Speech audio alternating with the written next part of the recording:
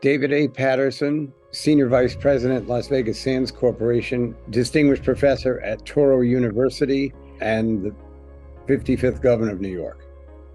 His attitude was, you can achieve anything if you put your mind to it. And it was very clear. I mean, went on law school, went to the DA's office, went on to become the first African-American governor of the state of New York. Blind, black, and in charge, as his book tells you.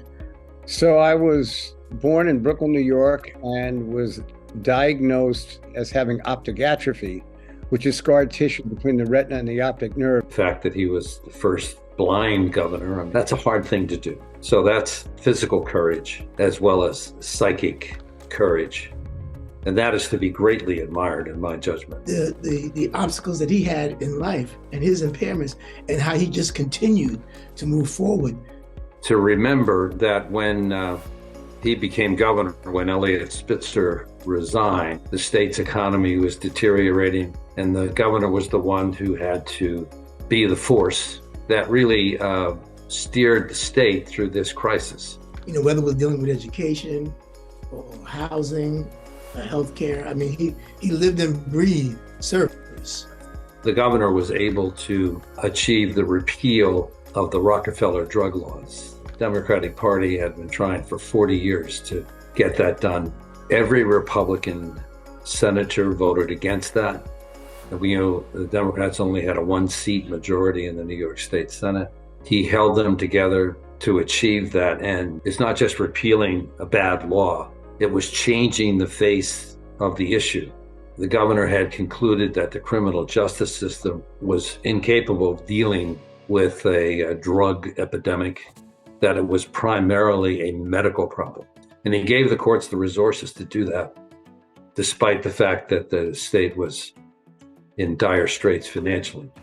The advice that I got from my father when I became governor was that people make the mistake when they move up in terms of their leadership level, that thinking that they have to now be greater than they were before.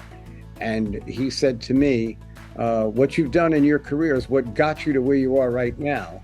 And what you've got to try to do is to maintain that level. You don't have to be any better.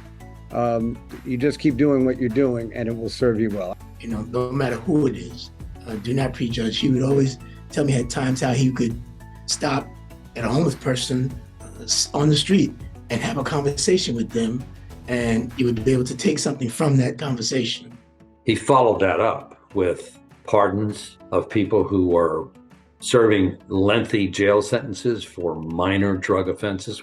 He created a sentencing commission which overhauled how sentences are dispensed by the courts in a much fairer manner. He's an extremely loyal person, asked nothing of you, and was always willing to give from his heart, from his mind. Many of the people in the audience know Governor Paterson, but if one were to know him, they would know he's very funny. You will find out that he's quite witty. You have poked so much fun at me for being blind that I forgot I was black.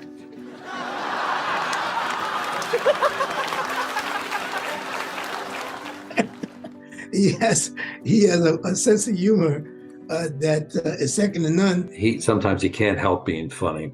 And we saw a sign in the park that said that this guy named Dan Smith will teach you guitar. So I called him up and I went over there, and next thing I knew, within a year and a half, I was playing in a band at the bitter end. So that's what I love to do when I have fun. When I found out yesterday, because I heard it through the grapevine. To my friend, a person that I love, and he knows that I love him. He is a phenomenal person, a person that all will fall in love with. I congratulate him. I congratulate the governor on being honored. I congratulate the judicial community for extending this honor to him. Well, I'd like to thank Judicial Friends for honoring me. Congratulations on this event. And please, if I can ever be of any assistance again, reach out to me.